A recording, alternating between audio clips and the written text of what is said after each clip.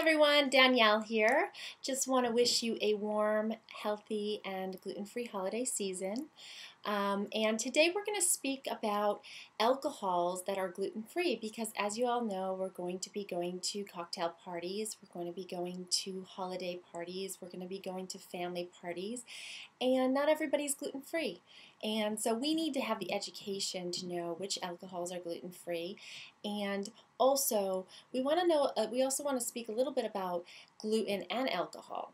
So as you all know, or some of you may or may not know, that gluten actually starts to break down the intestinal wall, your small intestine. So it can act like a third-degree burn to the intestinal wall. Alcohol increases the permeability of your small intestine. So what that means is that we have these finger-like positions, they get burned off from the gluten, it creates more and more permeability and spaces in the lining of the small intestine, which allows for even more undigested food particles to leak into your bloodstream, which causes less and less absorption for your body, nutrient absorption.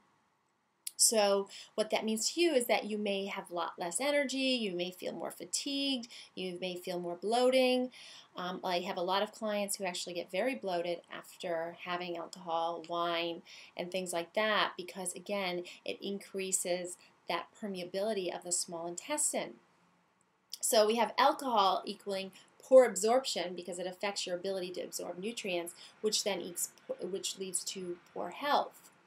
Now, like I said, the quickest way to get better and have more energy is to avoid alcohol for the holidays. However, if you're not choosing to do that, I want to provide options for you to actually be able to have gluten-free alcohols that are not going to be as damaging as gluten-containing alcohols. Let's talk about some of the gluten-free alcohols that are available.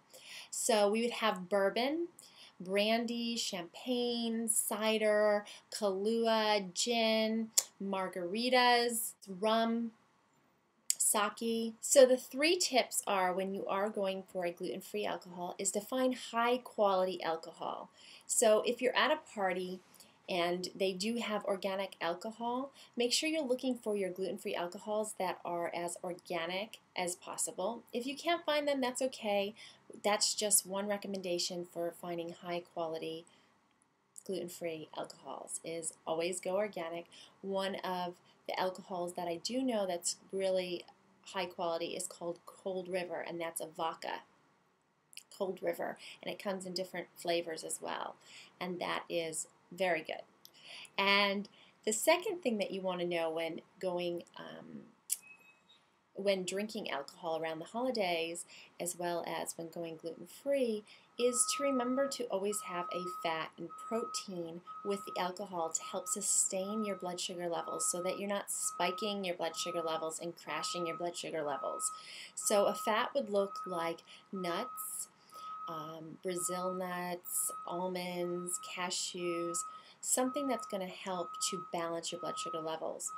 The other thing is protein, having some source of organic grass-fed beef or chicken, or you can also have lamb, anything that's a good quality protein with your alcohol, or a fat such as nuts. The third thing you want to remember when having gluten-free alcohol is that you don't have to have alcohol. We've actually provided you with a yummy spritzer that you can actually either have the bartender make, or you can make it before you go to the party and bring it with you.